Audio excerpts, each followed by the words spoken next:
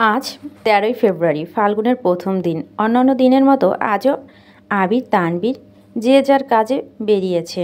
মিম আর আদিও স্কুলে গেছে। দুপুরের দিকে মেঘ, মিম, আদি তিনজনে বাসায় ফিরেছে। তার ঘণ্টাখানেক পরই আবির বাসায় আসছে। আবিরের হাতে দুটো শপিং ব্যাগ। অসময় আবিরকে বাসায় ফিরতে দেখে হালিমা খান প্রশ্ন করলেন, কিরে তুই এই সময় বাসায় যা? আজ পহেলা ফাল্গুন, ভাবলাম মিম, আদি আর মেঘকে নিয়ে বের হব। তানবীরও আসছে।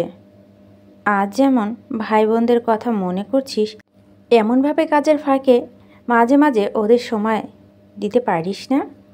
তোর আব্বু প্রায় বলে তানবীর ছাড়া তুই কারো সাথে ঠিকমতো কথা বলিস না। এটা তোর আব্বু ভালো লাগে না।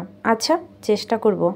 আবির দুটো শপিং ব্যাগ হাতে নিয়ে মেঘের রুমের সামনে আসলো। হালকা কাশিতে দরজা ধাক্কা দিতেই মেঘ থতমত খেয়ে উঠল। একটু আগে ফেসবুকে হাগ ডের ভিডিও দেখছিল।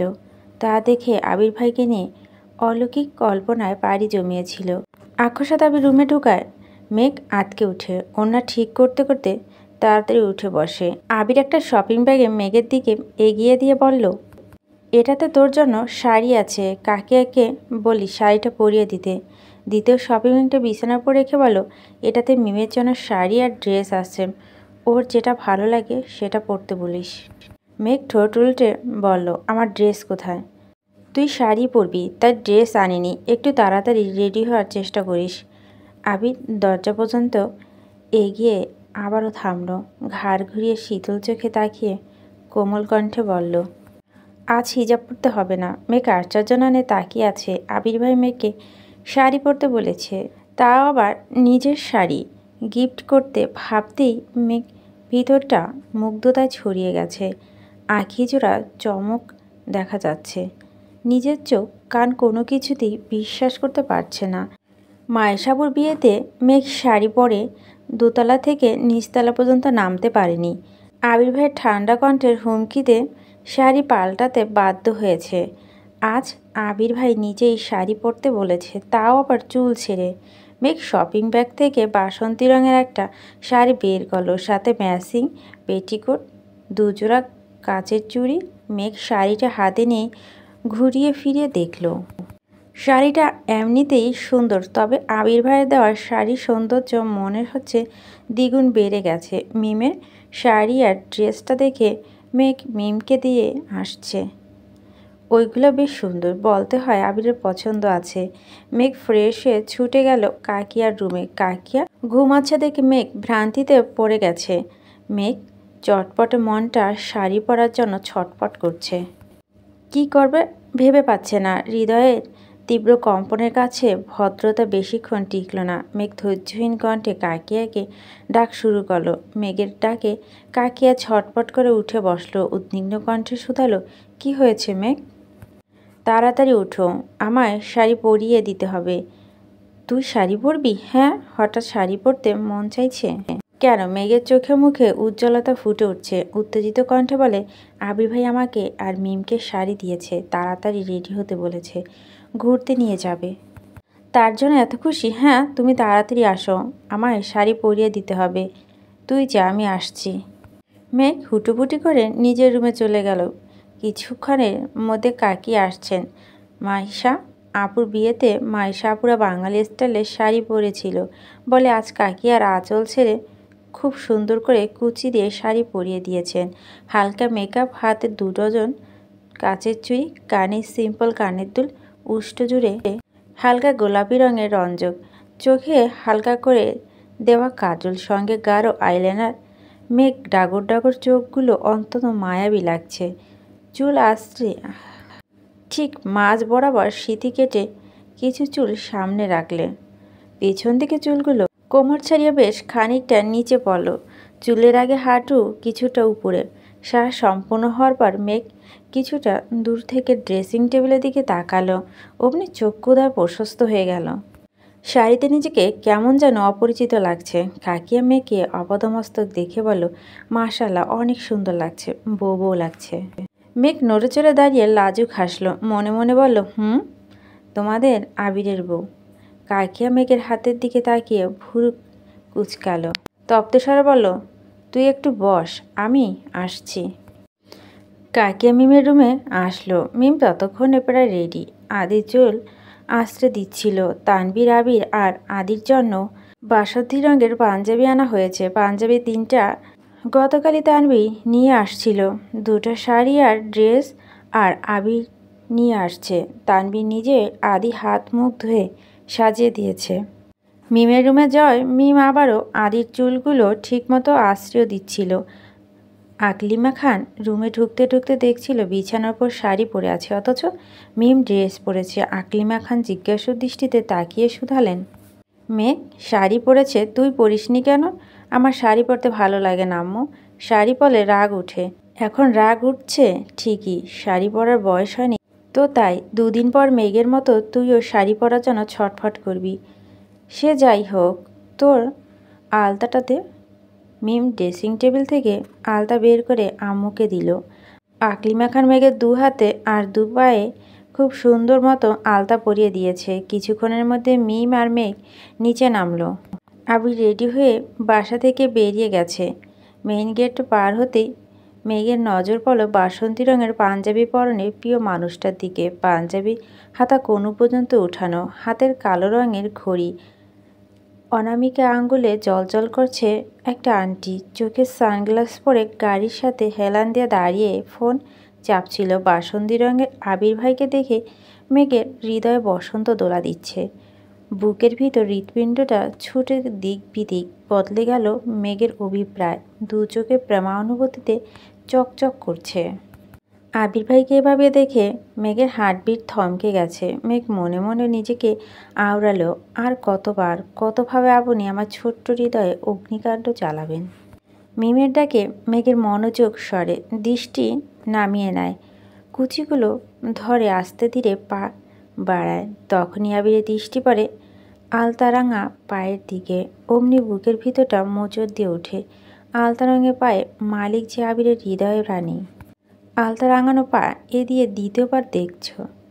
প্রথমবার দেখেছিল মায়ের সাপুর বিয়ে। আবির মেঘের পা থেকে মাথা অবধি দেখল। আবিরের হৃদয়ের অন্তরস্থল জুড়ে অস্থিরতা কাজ করছে। বাসন্তী রঙা শাড়ি, সুদীর্ঘ ঘন কালো চুল, মায়াবী 2 আঁখি, সদ্য ফোটার রঙিন হাসিতে মন্ত্রমুগ্ধ আবিরের সম্মতিহীন দৃষ্টিতে তাকিয়ে আছে মেঘের দিকে। শাড়িতে মেঘকে দেখে কেউ বলবেই না এ মেয়ে 18 বছর, কিছুদিন পর 19 বছরে পা দেবে। মেঘকে দেখতে মনে হচ্ছে 22-23 বছরের যুবতী মেয়ে। মেঘকে দেখে অজানা শিহরণে আবিরের শরীর ঝাঁকুনি দিয়ে ওঠে। বক্ষস্থলে ইতিহস্ততা কাটানোর সাধ্য তার নেই। আবিরের হৃদয়টাকে ক্ষতবিক্ষত করার অস্ত্র আবির নিজেই মেঘের হাতে তুলে দিয়ে এসেছে। জেনে বুঝে নিজেকে ধ্বংসের দ্বার প্রান্তে নিতে যাচ্ছে আবির। জোরালো হৃদয় স্পন্দ শব্দ আবিরের কানে পর্যন্ত পৌঁছাতে আবির ঠোক গিল। আকাশের দিকে তাকিয়ে দীর্ঘ নিঃশ্বাস ছাড়ল। চোখ বন্ধ করে খানিক ভাবল। চোখ মেলে তাকাতেই আবিষ্কার করল মেঘ আবিরের থেকে ঠিক 1 হাত দূরে দাঁড়ানো। এত কাছাকাছি দাঁড়াতে মেঘের গায়ের গন্ধ আবিরের নাসারন্ধ্র পর্যন্ত পৌঁছে যায়। এই ঘ্রাণ আবিরকে বারংবার মাতাল বানাতে সক্ষম। মেঘ সুমধুর কণ্ঠে বলল, কি হয়েছে আপনার? আবির সম্মতিহীন দৃষ্টিতে তাকিয়ে শীতল কণ্ঠে বলল, হয়নি, তবে হবে। কি হবে? তোর মাথা। গাড়িতে ওঠ। মেঘ ভেঙচি কেটে চুপচাপ গাড়িতে গিয়ে বসলো। মিম, মেঘ, আদি 3 জনই পিছনে বসেছে। আবির ড্রাইভিং সিটে বসছে, তানভীর তার পাশেই। গাড়ি স্টার্ট দিল। 10 মিনিট কম করে হলো 50 বার গাড়িতে থাকা আয়নাতে মেঘকে দেখছে। আরও 5 মিনিট যাওয়ার পর আবির আচমকা গাড়ি সাইড করে থামালো। তানভীর উদ্বিগ্ন কণ্ঠে বলল, কোনো সমস্যা ভাইয়া? ভাই, আজ গাড়ি তুই চালা, আমি পারছি না।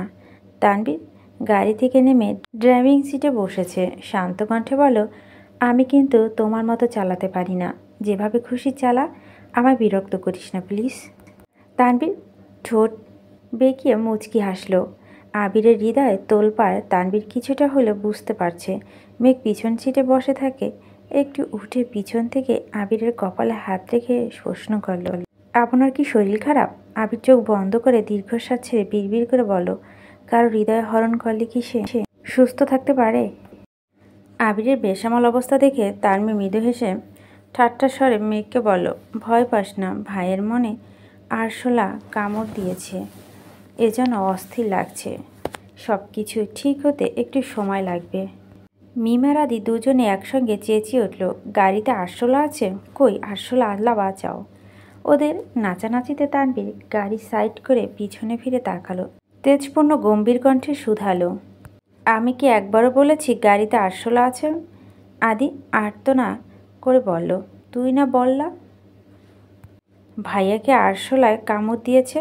তানবীর উদাস ভঙ্গিতে বলল, ভাইয়াকে কখন কোথায় আরশোলায় কামড় দিয়েছে কে জানে। তোরা চুপচাপ বস, গাড়িতে আরশোলা নেই, তারপরও লাফালাফি করলে আরশোলা বাড়িতে ফেলে দিয়ে আসবো। আবির তখনও চোখ বন্ধ করে বসে আছে। তানবীর এবার আবিরের দিকে তাকিয়ে একগাল হেসে বিড়বিড় করে শুধালো, ভাইয়ার ব্যথা কি বেশি লাগছে, হাসপাতালে নিতে হবে?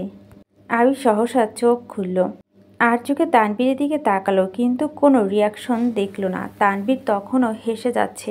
তানবীর পুনরায় ডাকলো, আবির, শুধু ভুরু নাচালো। তানবীর ঠোঁট বেঁকিয়ে হেসে বলল, চোখ বন্ধ করে জোরে নিঃশ্বাস ছাড়ো আর বলো, অল ইজ ওয়েল, দেখবা একটু শান্তি লাগবে। আবির ভুরু গুটিয়ে তাকালো। তানবীরের হাসি দেখে আবির খানিক হাসলো, তারপর তপ্ত স্বরে বলল, মজা নিচ্ছিস? তানবীর সশব্দে হেসে উত্তর দিল, একদমই না।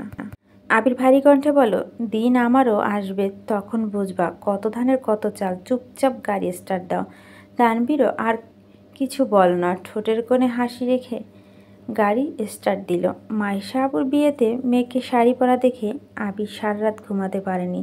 সাকিব তানবীরকে সবই বলেছে। তখনকার অবস্থা তানবীর সচক্ষে না দেখলো পারলে এখনের অবস্থা ঠিকই দেখতে পাচ্ছে। গাড়িতে এসি চলছে, তারপর আবির ঘামছে, স্থির থাকতে পারছে না। একবার টিস্যু দিয়ে চোখ মুখ মুছছে, সানগ্লাস খুলে সামনে রাখছে, আবার চোখে দিচ্ছে, এই ফোন বের করছে, আবার পানি খাচ্ছে। বুকে বা পাশে অবস্থিত হৃৎপিণ্ডটা অবিরত কাঁপছে। কথা আছে শাড়িতে নারী, যে অষ্টদশী জামা পরে পিচ্চি মেয়ের মতো সারা বাড়ি ছোটাছুটি করত, সে আর শাড়ি পরে পরিপূর্ণ নারী রূপে আবিরের সামনে আসছে। মায়াবিনী তো জানে না, তার মায়ের জালে আবিরের মনটা বন্দী হয়ে আছে বহু বছর ধরে। নারী রূপে মায়াবিনীকে অন্তরকাল দেখার স্বাদ জাগছে আবিরের অন্তরে। ইচ্ছে তো অনেক কিছু করছে। মায়াবিনী দুগাল স্পর্শ করে চোখে চোখে রেখে মায়াবিনী সমুদ্রের ন্যায় গভীর দু চোখে চিরকালের জন্য ডুবে যেতে, কপালে আলতোভাবে নিজের ঠোঁট ছোঁয়াতে, হৃদয়ে জমানো নিবরেদি ভালোবাসায় একখণ্ড মায়াবিনী উদ্বেল মনকে শান্ত করে। মায়াবিনীর চোখে চোখ রেখে শ্বাস সমুদ্র পাড়ি দিতে নীল আকাশে অগণিত পাখি আর সমুদ্রের সুবিশাল জলরাশিকে সাক্ষী রেখে বলবে, আমি তো ভালোবাসি তোকে। আবির সিটের সঙ্গে হেলান দিয়ে বসে আছে, দৃষ্টি তার গাড়ির মিররে। পিছনের সিটে বসা অষ্টদশী আনমনে দেখতেই চলছে। হঠাৎই ঠোঁটের কোণে এক চিলতে হাসির ঝলক দেখা গেল। কেন হাসলো কে জানে। এদিকে মেঘ শাড়ি ঠিক করার ব্যস্ত। প্রথমবার এভাবে শাড়ি পরেছে, বারবার মনে হচ্ছে এদিক ওদিক খুলে যাচ্ছে, তাই সেসব চেক করার ব্যস্ত। স্বাভাবিক হতে বসেছিল, মিররে চোখ পড়ে আবিরের সঙ্গে চোখাচোখি হতেই মেঘ সঙ্গে সঙ্গে চোখ নামিয়ে নিয়েছে। সহসা মেঘ ভুরু কুঁচকাল, এক মুহূর্তের জন্য থমকে গেছে সব কিছু। মাথাভর্তি হাজারো ভাবনার মধ্যে একটা ভাবনা হৃদয়ে আঘাত করে, আবির ভাই কি আমায় দেখেছেন? মেঘ সঙ্গে সঙ্গে আবারও মিররে তাকায়। ততক্ষণে আবির চোখে সানগ্লাস পরে ফেলেছেন। তা দেখে মেঘের কুচকানো ভুরু যুগল আরও কুচকে আসে। সূক্ষ্ম নেত্রে তাকিয়ে থাকে বেশ খানিকক্ষণ। মনে মনে ভাবছে, ওই একজোড়া চোখ কি আমায় দেখে থমকে গিয়েছিল? শুধু কি দৃষ্টি আটকে গিয়েছিল, নাকি দৃষ্টির সঙ্গে অন্তরতম আচল? ভাবতেই মেঘ উষ্ঠ প্রশস্ত হলো। হৃদয়ে জমানো অনুভূতিরা চোখে উপচে পড়ছে। আবির ভাই তাকে দেখে মুগ্ধ হয়েছে ভেবে মেঘ মনের প্রজাপতির মতো উড়ে বেড়াচ্ছে। মেঘ নিজেকে আওড়ালো। ওনার কোমল প্রাণ চাউনি কি কিছু বলতে চাইছিল, তবে কি আবির ভাইয়ের মনেও আমার জন্য অনুভূতি জন্মাচ্ছে? বাকিটা পথ মেঘ আবিরের চিন্তাতে মগ্ন থেকেছে। শ্যামবনের এক পুরুষের প্রেমে মেঘ মাতোয়ারা হয়ে গেছে। আবিরের যত্ন, রাগ, তীব্র অধিকারবোধ, স্নিগ্ধতা, মিশ্রিত চাউনি অষ্টদশীর মনে পড়া বারংবার বিপর্যয় ঘটায়। মেঘের প্রাণ উচ্ছল জীবনে আবিরের আবির্ভাবটা ঠিক যে ধূমকেতুর মতো। কয়েক মাসের অষ্টদশী কোমল মন আবির ভাইকে নিয়ে স্বপ্ন দেখতে শুরু করেছে। মেঘের জীবনে বাবা আর ভাইয়ের পর আবিরই একমাত্র ছেলে, যার সংস্পর্শে নিজেকে নিরাপদ মনে হয়, যার দৃষ্টি স্পর্শ কোথায় অশ্লীলতা ছোঁয়া অনুভব করেনি। তার জন্য বোধহয় আবির খুব দূরত্ব অষ্টদশীর হৃদয়ে জায়গা করে নিয়েছে। সেই থেকে অষ্টদশীর মস্তিষ্ক জুড়ে আবিরে সঙ্গভর অদম্য প্রাস সর্বক্ষণ বিচরণ করে। আচমকা গাড়ি থামার তো মেঘ সুদীর্ঘ ভাবনার অবসান ঘটে। চিড়িয়াখানা দেখে আদি আর সবার আগে গাড়ি থেকে নেমে পড়ে। ইকবাল খান আগে কয়েকবার মেঘকে নিয়ে চিড়িয়াখানা এসেছিল, তাই আদি এই জায়গা খুব পরিচিত। চিড়িয়াখানায় ঘুরতে ঘুরতে আদি ক্ষুধা লেগে গেছে। আদির সঙ্গে মিমও জানালো তারও ক্ষুধা লেগেছে, কিন্তু মেঘ সব মনোযোগ নেই। তার মন মস্তিষ্ক জুড়ে শুধু আবির ভাই ঘুরপাক খাচ্ছে। এর মধ্যে বেশ কয়েকবার চোখাচোখি হয়েছে দুজনের। মেঘের আগে আবিরই চোখ নামিয়ে নেয়। চিড়িয়াখানা থেকে বের হতে তানভীর ঠান্ডা কণ্ঠে বলো, ভাইয়া তুমি বনুকে নিয়ে বোটানিক্যাল গার্ডেনে যাও, আমি সবার জন্য খাবার নিয়ে আসছি। মিম আর আদি তানভীরের কাছে রয়ে গেল। আবির দুটো টিকিট কেটে মেঘকে নিয়ে ভিতরে ঢুকলো। এ যেন গাছের সাম্রাজ্য ঢুকে পড়েছে। চারিপাশে শুধু সবুজ আর সবুজ। প্রায় 84 হেক্টর জায়গা জুড়ে অবস্থিত এই উদ্ভিদ সাম্রাজ্য। মেঘ আবিরের পিছু পিছু হাঁটছে আর চারিপাশের পরিবেশ দেখছে। হঠাৎই কি মনে করে মেঘ হাঁটার গতি বাড়িয়ে আবিরের পাশাপাশি এগিয়ে গেল। আবির সাথে তাল মেলানোর চেষ্টা করছে। আবির যেখানে পা ফেলছে সমান দূরত্ব মেঘও পা রাখার চেষ্টা করছে। আবিরের হাঁটার গতি বেশি হয়, মেঘ শাড়ি পরে ঠিক কুলাতে পারছে না। আবির আর চোখে চেয়ে মেঘের পাগলামি দেখে মুচকি হাসলো। পকেট থেকে ফোন বের করতে করতে হাঁটার গতি কমিয়ে আনলো। দুজোড়া পা এখন সমান তালে এগিয়ে যাচ্ছে। বাসন্তী রঙের পাঞ্জাবিতে আবির, তার সঙ্গে বাসন্তী রঙের শাড়িতে মেঘ বেশ মানিয়েছে। লম্বাটে আবিরের পাশে মেঘকে আজ খুব একটা পিচ্ছি লাগছে না। শাড়ির সঙ্গে হিল জুতাতে বেশ বড়ই লাগছে মেঘকে। তানভীর কল দাও। আবিরের গতি কিছুটা কমে গেছে। মেঘ সামনে চলে গেছে। পাশে গিয়ে 3-4টা ছেলে যাচ্ছিল। তাদের মধ্যে একজন গাঢ় স্বরে বলে উঠল, কিরে মামা, আজকাল পরীরা আসমান থেকে নেমে বোটানিক্যাল গার্ডেনে ঘুরতে আসছে নাকি? দ্বিতীয়জন বলল, হরে মামা, আমারও তাই মনে হচ্ছে। চুলগুলো দেখছিস, জোস না? আসলে জোস। এমন একটা মেয়ে যদি আমার গার্লফ্রেন্ড হতো। আচমকা ছেলেগুলোর মুখ বন্ধ হয়ে গেছে। মেঘ আবিরের দিকে তাকাতে দেখলো আবির ফোন চাপছে। মেঘ ঘাড় ঘুরিয়ে আবার ছেলেগুলোর দিকে তাকালো। ততক্ষণে ছেলেগুলো মাথা নিচু করে চলে যাচ্ছে। মেঘ আবিরের অভিমুখে চেয়ে আছে। আবির ফোন থেকে চোখ তুলতে মেঘের চোখে চোখে পড়ল। আবির ভুরু নাচাতে মেঘ কপাল কুঁচকে প্রশ্ন করল, আপনি ছেলেগুলোকে কিছু বললেন না কেন? আজ কিছু বলার মুড নেই। মেঘ উদ্বিগ্ন কণ্ঠে শুধালো, এত পরিবর্তন কিভাবে সম্ভব? আবির ঠোঁট বেঁকিয়ে হাসল। মৃদুস্বরে বলল, ফাল্গুনের প্রথম দিন আমি আমাকে সময় দিতে এসেছি। এসব ছেলেদের সাথে কথা বাড়িয়ে নিজের অবস্থান নষ্ট করতে চাচ্ছি না। তাই বলে কিছু বলবেন না? তুই কি চাস এখন ছেলেগুলোকে ধরে পিটাই? তাহলে তোর শান্তি লাগবো? মেঘ গাল ফুলিয়ে বলল, জানি না। মেঘের মনে অভিমান জমেছে। একদিন এক ছেলে মেঘের হাত ধরেছিল বলে আবির অফিস থেকে এসে মাঝ রাস্তার ছেলেটাকে মেরেছিল। আর আজ ছেলেগুলো বাজে কমেন্টস করছে, তাতেও আবিরের কোনো প্রতিক্রিয়া দেখল না। মেঘের মনে আবারও দুশ্চিন্তায় ঢুকে গেছে। আবির ভাই এই পরিবর্তন মানতে পারছে না। মেঘ ছেলেগুলো একটা ধমক দিল।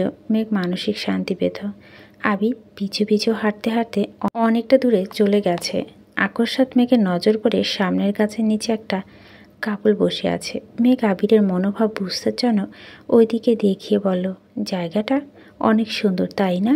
মেঘের দৃষ্টি অনুসরণ করে আবিরও সেদিকে তাকিয়েছে। কাপলটাকে দেখে আর চোখে মেঘের দিকে তাকালো। মেঘ খুব মনোযোগ সহকারে কাপলটাকে দেখছে। আবির গলা খাকিয়ে দিয়ে অন্যদিকে তাকিয়ে ঠান্ডা কণ্ঠে বলল, হ্যাঁ অনেক সুন্দর। মেঘ একটু ভারী কণ্ঠে বলল, ওইদিকে না, এইদিকে দেখতে বলছি। মেঘ ইনডাইরেক্টলি আবিরকে কাপলটাকে দেখতে বলছে। আবির বুঝেও না বোঝার মতো তো ভান করছে আর মিটমিট হাসছে। আবির এবার কাপলটার দিকে তাকালো, খানিক বাদে প্রশ্ন করলো, তুই তো বোটানি স্টুডেন্ট, ওরা যে গাছটা নিচে বসে আছে ওই গাছটার বৈজ্ঞানিক নাম কি বল? মেঘ আহম্মকের মতো তাকিয়ে আছে। এ কেমন মানুষ, বুঝাচ্ছে কি করে? বেটা বুঝেছে কি, মনে প্রেম ভালোবাসা নাই ঠিক আছে, তাই বলে ঘুরতে এসে পড়াশোনা, এটা কেমন কথা? আবির মেঘের দিকে তাকিয়ে পুনরায় প্রশ্ন করলো, কী হলো, জানিস না? জানবো না কেন, এটা বৈজ্ঞানিক নাম। আবির হাঁ করে তাকিয়ে আছে। মেঘের মাথা আস্তে করে গাঁটটা দিয়ে আবির বলল, কি পড়াশোনা করিস ওটাও জানিস না? আরেকটা গাছের দিকে তাকিয়ে পুনরায় বলল, ওই গাছটার নাম বল। মেঘ ফোঁস করে শ্বাস ছেড়ে রাগী স্বরে বলল, বোটানিতে পড়ি বলে যেখানে যাই সেখানে শুধু বৈজ্ঞানিক নাম ধরতে হবে? আমি কি এখানে পড়তে আসছি? তাহলে কেন আসছিস? বেড়াতে আসছি। বেড়াতে আসছি, বেড়া। এদিকে সেদিকে নজর আটকায় কেন? আবির ঘুরিয়ে ফিরে হলেও বুঝিয়ে দিয়েছে ওই কাপলটাকে দেখা আবিরের ভালো লাগেনি। মেঘ ভেঙচি কেটে যেতে যেতে বলল, সুন্দর জিনিসের নজর তো পড়বেই। আবির সেদিকে তাকে ধীর কণ্ঠে বলল, আমার চোখে যেমন তুই ব্যতীত সব মেয়ে কুৎসিত, তেমন কাপল হিসেবে আমি আর তুই স্পর ব্যতীত সবাই অসুন্দর। আমি চাই সবাই আমাদের দেখুক, আমি কেন অন্যদের দেখব? কথাগুলো বলেই আবির ঠোঁট বাঁকালো। দ্রুত পায়ে মেঘের কাছাকাছি এগিয়ে আসলো, আবার পাশাপাশি হাঁটছে দুজন। আবির একটু পরপর আর চোখে মেঘকে দেখছে। সামনে যেতেই তানবীরের সঙ্গে দেখা হলো। আবির তানবীরকে দেখে শান্ত স্বরে বলল, ভাবছিলাম তো বোনের মাথাটা ঠিক আছে, এখন দেখি আরও বড় তার ছেঁড়া। কেন, কি হয়েছে? নির্দ্বিধায় বৈজ্ঞানিক নাম বানিয়ে বলে, পাগলের লক্ষণ। এটা তো ভালো কথা, আমার বোনের কত ট্যালেন্ট দেখছো? আবির হেসে বলল, তোর বোনের ট্যালেন্ট দেখে আমি শিহরিত। আবির আর তানবীর দুজনেই সশব্দে হাসছে। মেঘ মিমের হাত ধরে ঘুরছে, সুন্দর জায়গা দেখে ছবি তুলছে। আবির ওদের সামনে হাঁটছে আর খাচ্ছে। ঘন্টা দুয়ে ঘোরা শেষ, গেট থেকে বের হয়ে কিছুটা সামনে আসতে তিনটা ছেলে ছুটে আসলো। মোলায়েম কণ্ঠে বলল, আই এম সরি আপু, তখন আমাদের ওইভাবে কমেন্টস করা একেবারে উচিত হয়নি। প্লিজ আপু, কিছু মনে করবেন না, সরি প্লিজ। আর কখনই আপনাকে বা অন্য কোনো মেয়েদের এভাবে বলবো না, মাফ করে দিন প্লিজ। মেঘ আবিরের দিকে তাকালো, কিন্তু আবির নিরুত্তর। আবিরের বেপরা ভাব দেখে মেঘ কপাল গুটালো, তাকালো তানবীরের দিকে। তানবীর আগে থেকেই সূক্ষ্ম নেত্রে তাকিয়ে আছে। কি হয়েছে বা কি হচ্ছে কিছুই বুঝতে পারছে না সে। মেঘ নর্মস্বরে জানালো, ঠিক আছে আপনারা এখন যান। ছেলেগুলো পুনরায় জিজ্ঞেস করলো, আপু মাফ করছেন? হ্যাঁ করছি, ছেলেগুলো চলে গেছে। তানবীর আবিরকে ইশারায় জিজ্ঞেস করলো, সমস্যা কি? আবিরও ইশারাতে বোঝালো, তেমন কিছু না। মেঘ সন্দেহের দৃষ্টিতে আবিরকে দেখছে। আবির মেঘের দিকে না তাকিয়ে তানবীরকে বলো, তুই ওদের নিয়ে ঘুরে আয়, আমি মেঘকে নিয়ে এক জায়গায় যাব। তানবীর ভুরু উঁচিয়ে চোখ বড় করে তাকালো।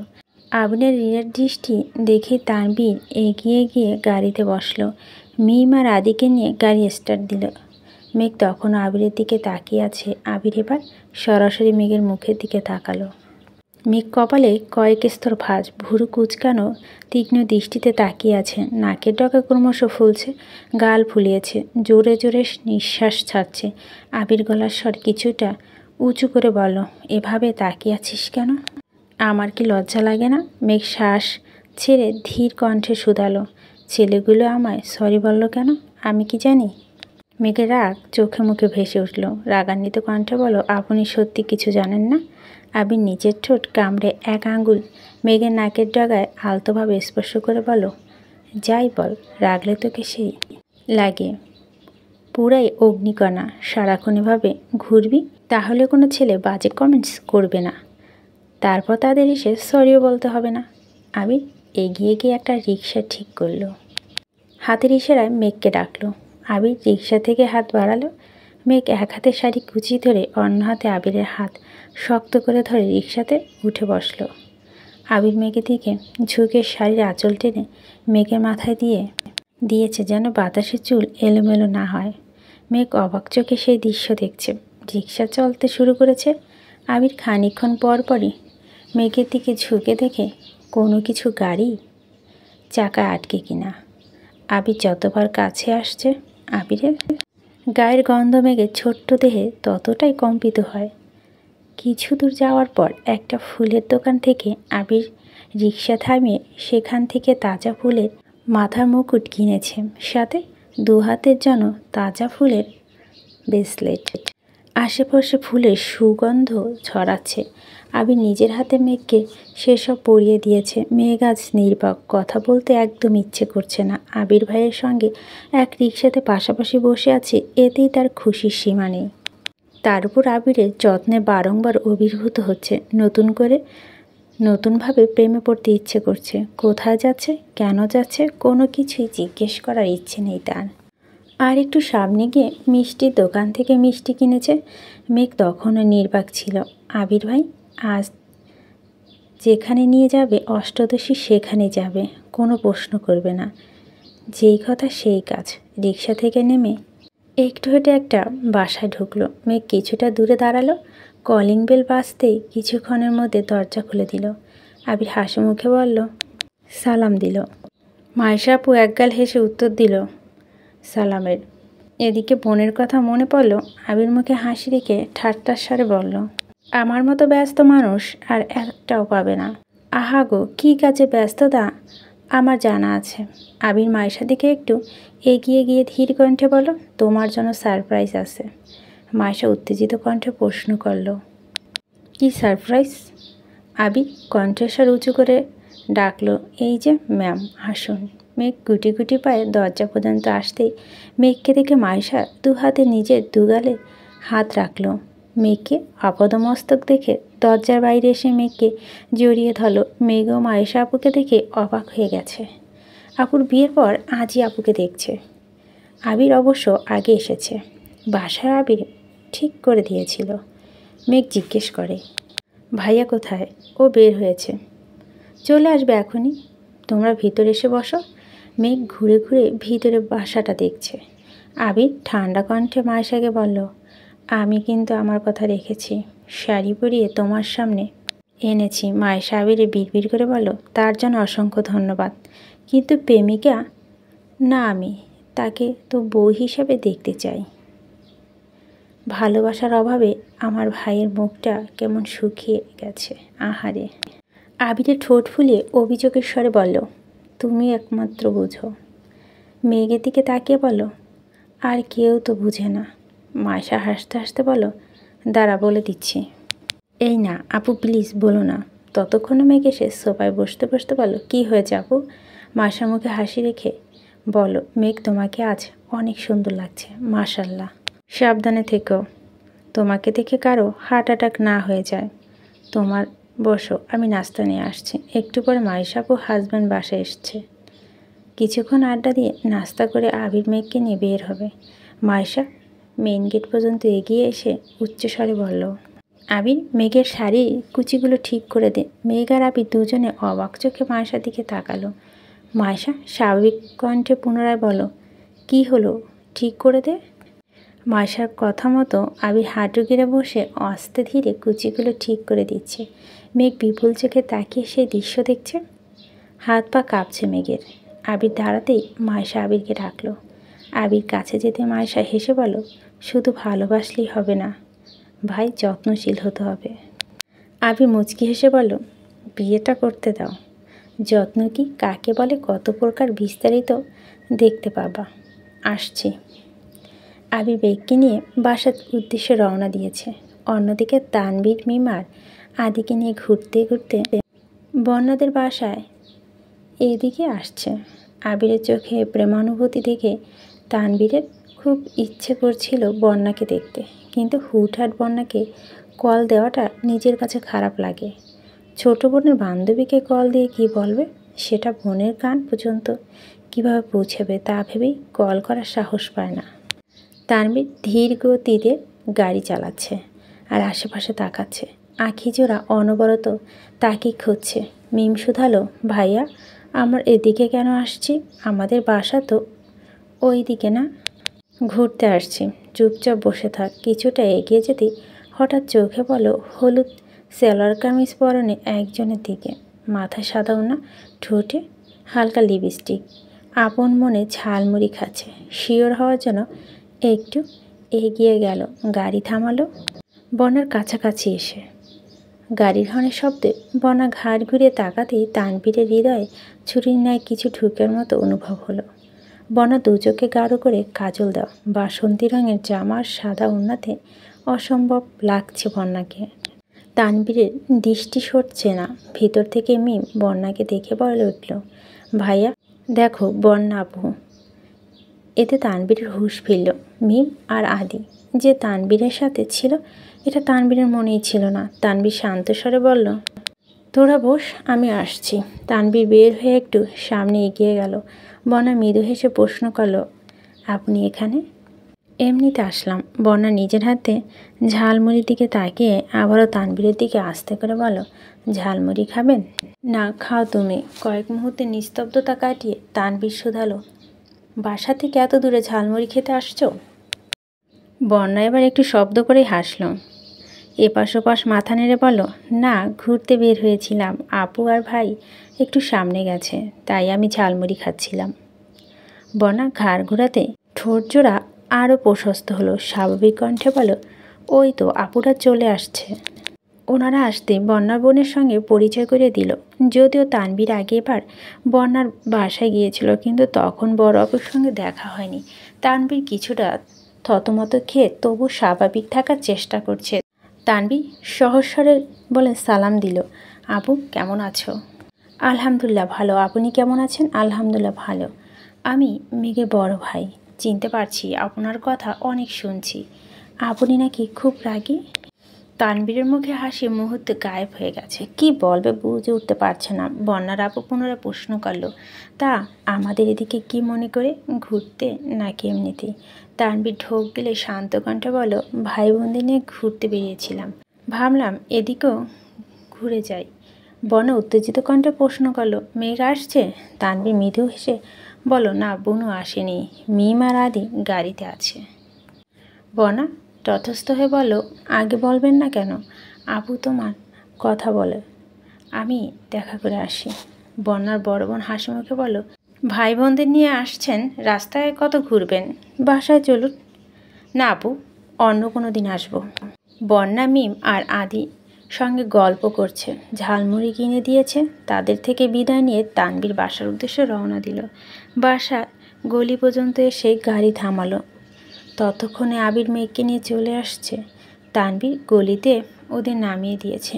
তিন ভাই বোন গল্প করতে করতে যাচ্ছে।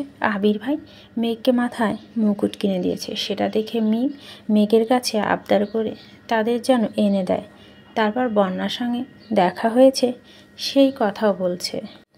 বাসায় ফিরে কিছুক্ষণ পরই তানভীর বন্যার নাম্বারে কল দিল। আজ প্রথমবারে কল রিসিভ হলো। তানভীর গম্ভীর কণ্ঠে প্রশ্ন করল, কি করতেছো? তেমন কিছু না। কেন? হাত কাটছে কিভাবে? বনা আঁকড়ে উঠে নিজের হাতের দিকে তাকায়। তানভীর সন্ধ্যার দিকে হাতের অবস্থা দেখেছে। আব্বু চলে যাওয়ার আগে কথাটা জিজ্ঞেস করতে পারেনি। বনা জিভ কেটে নিচে ঠোঁট ভিজে উদ্বিগ্ন কণ্ঠে বলল, দা লেগে কেটে গেছে। তানভীর রাগী স্বরে বলল, দা লেগে হাত কিভাবে কাটে? কাজ করার সময় মনোযোগ কোথায় থাকে? বন্যা মৃদু হেসে বলল, বেশি কাটেনি। তা তো ব্যান্ডেজ দেখে বুঝেছি, ওষুধ খেয়ে ঠিক মতো রাখছি। এদিকে মেঘ ঘণ্টাখানেক পর আবিরের জন্য 1 কাপ কফি নিয়ে আস্তে আস্তে আবিরের রুমে ঢুকছে। আবির চোখ বন্ধ করে বিছানার পাশে হেলান দিয়ে বসে আছে। মেঘ খুব সন্তর্পণে কাপটা টেবিলের উপর রাখল। কয়েক সেকেন্ড আবিরকে দেখল, বলতে চাইল কফিটা খাওয়ার জন্য, কিন্তু কেন জানি গলা দিয়ে কথা বের হচ্ছে না। মেঘ চলে যাওয়ার যেন পা বাড়াতে নিলে আবির সুস্থি কণ্ঠে বলল, মেঘ। এমনি মেঘের পদযুগল স্তব্ধ হয়ে গেছে। পা বাড়াতে চেয়েও বাড়াতে পারছে না, মুখ ফুটে কিছু বলতেও পারছে না। আবির অত্যন্ত ধীর কণ্ঠে বলল, মাথা খুব ব্যথা করছে, কিছু মনে না করলে একটু টিপে দিবি প্লিজ? আবিরের কণ্ঠে অনেক ভার, কথাগুলো অনেক কষ্ট বলেছে। মেঘ ঢোক গিলে আস্তে করে গলা খাকারে দিয়ে বলল, আপনার জন্য কফি নিয়ে আসছিলাম। এই ব্যথা কফিতে কমবে না। মেঘ এগিয়ে এসে আবিরের মাথার পিছনে দাঁড়িয়ে আলতোভাবে চুল স্পর্শ করে। আবির চোখ বন্ধ করে বসে আছে, একবারের জন্য তাকে দেখা যাচ্ছে না। আবিরের মাথা হাত বুলাতে বুলাতে মেঘ ডাকলো, আবির ভাই, আপনার কি হয়েছে? কি নিয়ে এত টেনশন করছেন? ভাবছি আগামীকাল ফুপির সাথে বাসার মানুষদের দেখা করাবো, কিন্তু কিভাবে কি করব কিছুই ভেবে পাচ্ছি না। বাসার মানুষদের রাজি করানোর উপায় পাচ্ছি না, তাই খুব টেনশন হচ্ছে। মেঘ খানিক ভেবে বলল, আমি কি কোনোভাবেই আপনাকে সাহায্য করতে পারি? না, তোকে আমি কোনো কিছুতে জড়াবো না। তোর কিছু করতে হবে না। কেন, ফুপি কি আপনার একার নাকি? ফুপিকে বাসায় ফেরানোর দায়িত্ব একা আপনার না, এই দায়িত্ব আমারও। আমার মাথায় একটা প্ল্যান আছে। বলি, বল। মেঘ আবিরের কানের কাছে বিড়বিড় করে সব প্ল্যান জানালো। তা শুনে আবির তপ্তস্বরে বলল, আমি বললাম তো তোকে আমি এই ঘটনা জড়াতে চাই না। কেন বুঝতে চাইছিস না? কিছু হবে না আমার। আপনি তো বলেন আমি এই বাড়ির রাজকন্যা। রাজকন্যার কথা কে অমান্য করবে শুনি? আবির মলিন হাসল, পুনরায় গম্ভীর কণ্ঠে বলল, তোকে কিছু বলতে হবে না। বাড়ির বড় আপু আর আব্বুকে আমি রাজি করাতে পারবো। আপনি এত ভয় পাবেন না। আবির প্রখর তপ্ত স্বরে জানালো, রাজকন্যার ওপর অনাকাঙ্ক্ষিত আক্রমণ বা সামান্যতম আঁচড় আমি সহ্য করতে পারবো না। রাজকন্যা কিছু হবে না জনাব, আমি এখনই রাজি করিয়ে আসছি। এই শোন, পরে শুনবো। রাজকন্যা এখন গুরু দায়িত্ব পালন করতে যাচ্ছে।